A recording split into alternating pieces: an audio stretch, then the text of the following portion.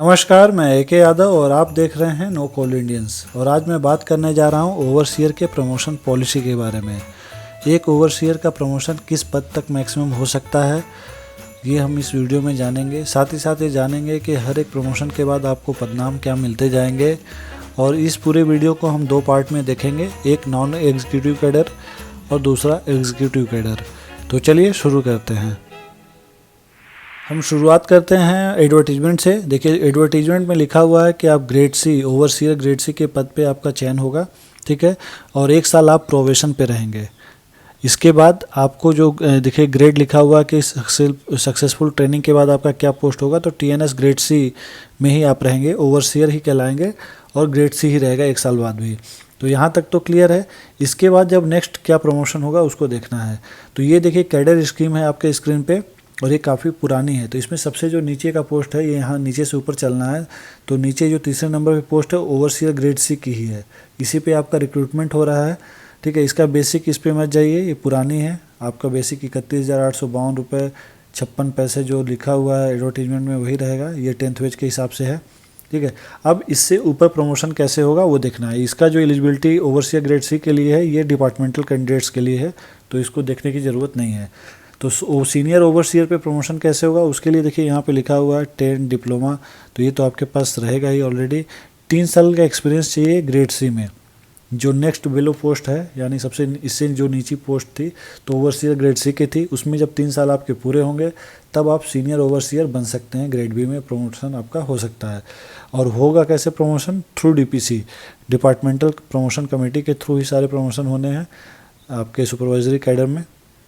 तो आपका जब ये प्रमोशन अगर वैकेंसी है, DPC होगा 3 साल बाद, आप प्रमोट होकर के सीनियर ओवरसीयर कहलाएंगे। और इसकी जो बेसिक है, ये आज की डेट में जो 10th वेज के हिसाब से 34,391 रुपये 65 पैसे है, ठीक है। ये पुराना बेसिक छोड़ दीजिए, 640 रुपये। इसके बाद जो नेक्स्ट पोस्ट जो है जिस पे आपका प्रमोशन होना है वो कहलाता है इंजीनियरिंग असिस्टेंट, ठीक है। ये ग्रेड A की पोस्ट है और ये सीनियर ओवरसीयर से ही आप यहाँ बन सकते हैं इंजीनियरिंग असिस्टेंट। और इसके लिए भी एक्सपीरियंस 3 साल का ही चाहिए। 3 साल आपको सीनियर ओवरसीयर में जब काम कर लेंगे तब आप एलिजिबल हो जाएंगे इंजीनियरिंग असिस्टेंट के लिए। इसमें देखिएगा ऊपर में लिखा हुआ 5 साल डिप्लोमा, शायद मेरे हिसाब से ये मिसप्रिंट है, ये 3 साल ही होगा। 5 साल का कौन सा डिप्लोमा होता है, ठीक है। और चूँकि यहाँ पे भी लिखा हुआ है कि सीनियर ओवरसीयर ही बन सकते हैं, कौन से एम्प्लॉय बन सकते हैं, तो अलग से तो आपके पास डिग्री आए नहीं, कोई सर्टिफिकेट आया नहीं जाएगा। तो आपको बस ये ध्यान देना है कि 3 साल सीनियर ओवरसीयर में आप ड्यूटी कर लेंगे तो आप एलिजिबल हो जाएंगे इंजीनियरिंग असिस्टेंट के लिए। अगर वैकेंसी रही, सब कुछ ठीक रहा, तो DPC के थ्रू आप 3 साल में प्रमोट हो जाएंगे। अब ये तो पूरा जो चैनल रहा ये सुपरवाइजरी कैडर का रहा आपका ओवरसीयर के लिए। इसके बाद जो भी नेक्स्ट प्रमोशन होगा वो एग्जीक्यूटिव कैडर में होगा, तो उसकी बात हम आगे करते हैं। ये आपके स्क्रीन पे जो है ये प्रमोशनल चैनल है एग्जीक्यूटिव कैडर के लिए। ये civil, ENM, excavation, industrial engineering discipline का एक कॉमन प्रोसेस है। देखिए, ये जो आपके स्क्रीन पे दिखाई दे रहा है एक्चुअली ये प्रपोज्ड स्कीम है, ये फाइनलाइज शायद अभी तक नहीं हुआ है, मगर इसी तरह से कुछ आपका मिलता जुलता आपको होगा। तो आपको समझाने के लिए मैं इसका यूज़ कर रहा हूँ। इसके अलावा मुझे कुछ अभी लेटेस्ट में मिला नहीं है, ठीक है। इसमें देखिए 2 जो है कि कॉलम है मेन, जिसमें कि आउटसाइड रिक्रूटमेंट यहाँ पे लिखा हुआ है और एक है प्रमोशन। तो आपको जो चलना है वो प्रमोशन वाले में चलना है, ठीक है। आउटसाइड रिक्रूटमेंट मतलब जो डायरेक्ट BTech किए हुए हैं, AMI किए हुए हैं, उनके लिए देखिए एलिजिबिलिटी लिखा हुआ है यहाँ पे। तो वो मैनेजमेंट ट्रेनिंग के पद पे सिलेक्ट होते हैं, ठीक है। उनका अलग से रिटेन इंटरव्यू होता है, तो होते हैं। आपको इधर देखना है जो प्रमोशन वाला जो कॉलम है ये यहाँ पे है, मिनिमम क्वालिफिकेशन ये रहेगी और एक्सपीरियंस का कॉलम ये है। तो ये चैनल आपके लिए है, ठीक है। तो इसमें देखिए जो दूसरा रो है सीनियर ऑफिसर का, यही पोस्ट आपको मिलेगी इंजीनियरिंग असिस्टेंट के बाद, ठीक है। E2 के लिए क्या चैनल है, आपको देखिए इसके लिए एग्ज़ाम, अभी जो करंट सिनेरियो है इसमें आपको एग्ज़ाम देना पड़ता है। आपका कोल इंडिया एक एग्ज़ाम कंडक्ट कराती है, वो सभी सब्सिडरी के जितने भी इंजीनियरिंग असिस्टेंट के पद पे सभी डिप्लोमा होल्डर्स रहेंगे। 8 सब्सिडरीज़ हैं कोल इंडिया के अंदर, आपको पता ही होगा। तो सभी लोग इसमें पार्टिसिपेट करते हैं और जिनका फिर मेरिट के हिसाब से सिलेक्शन होगा वो लोग E2 में एज अ सीनियर ऑफिसर, ठीक है, प्लेस होते हैं। ये है लिखा हुआ है। और देखिए इसके लिए एक्सपीरियंस क्या मांगा हुआ है, यहाँ पे देखेंगे तो 3 साल का एक्सपीरियंस होना चाहिए TNS ग्रेड A में। तो जो इंजीनियरिंग असिस्टेंट का पद था वही TNS ग्रेड A भी कहलाता है, जो ठीक है। तो आपका जब इंजीनियरिंग असिस्टेंट में पोस्ट पे 3 साल जब पूरे हो जाएंगे तब आप एलिजिबल हो जाएंगे, तब आप एग्ज़ाम दे सकते हैं। अगर कंपनी एग्ज़ाम कंडक्ट कराती है तो वैकेंसी रही तो तब आप अगर मेरिट में आते हैं तो आपका सिलेक्शन हो जाएगा E2 पे, ठीक है। इसके बाद देखिए नेक्स्ट जो चैनल आता है, फिर इसके E2 के बाद जो प्रमोशन होगा वो आपका E3 यानी असिस्टेंट मैनेजर के पद पे होगा। ग्रेड E3 हो जाएगा और पोस्ट का नाम असिस्टेंट मैनेजर कहलाएगा, ठीक है। इसके लिए जो अभी चैनल है फ़िलहाल 1 साल की ट्रेनिंग के बाद आपको बना दिया जाएगा। तो ये आपके केस में ट्रेनिंग नहीं होगा, ट्रेनिंग होता है जो फ्रेश रिक्रूटमेंट है उनके लिए।